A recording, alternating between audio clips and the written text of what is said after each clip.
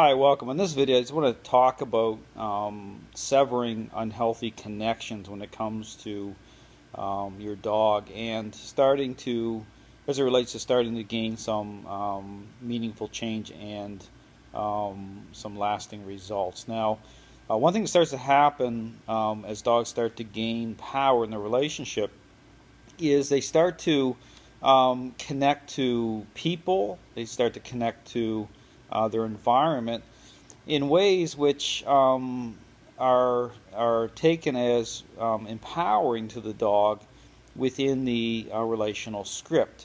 Now you can see this. This is why when you really take it back to even looking at controlling a dog with a leash, you'll see the mind, you'll see the dog start to separate away, which means that the dog's starting to challenge, starting to resist being brought under control, because they're starting to, the decision-making process is starting to push beyond the parameters of the follower script.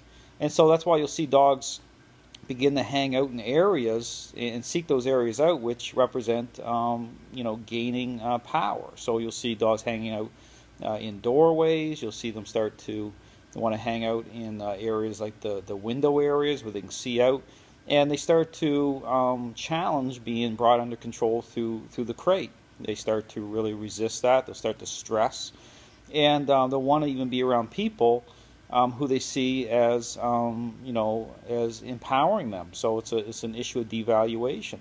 So all these things start to connect together in a very unhealthy way to the dog. And even having more than one dog in the house can be problematic, because they start to see the other dog as kind of as a big brother syndrome going on, where they start to connect even with another dog in a very unhealthy way as well. But ultimately, what it does is it leaves the dog owner really in a very bad position, because they kind of feel like they're on the outside looking in. They don't have any level of influence.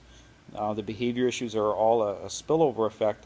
And the dog's decision-making process is pushing beyond the parameters of the follower script. So they're starting to, even if you really look at kind of like the center being, say the crate or whatever, or you as the pivot point, the dog's pushing way beyond that. That's why dogs will, you want to cross the road, and even will go right through even an underground fencing system. They're willing to kind of take the the pain, so to speak, to gain fulfillment beyond that. So, because it's all about power, it really is. And so, the issue then becomes one of, how do you start to, gain relational traction? How do you start to gain momentum and meaningful influence, when a dog has already kind of become very entrenched within this kind of empowering script.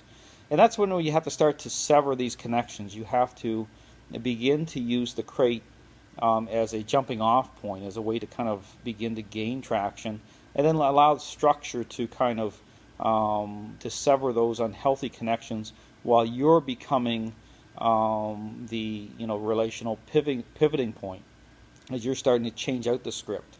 So it's all about understanding how this all comes together, and allowing structure to really help you redefine the relationship while you're coming into right relationship with your dog. So just something to think about how these connections all start to happen. If you really pay attention and really look at what your dog is seeking, and the contrast is playing off all these things, even as you're trying to bring a dog under influence through certain pathways, such as the leash or the crate, you'll see that level of resistance to that script being brought online. It'll all kind of make sense to you.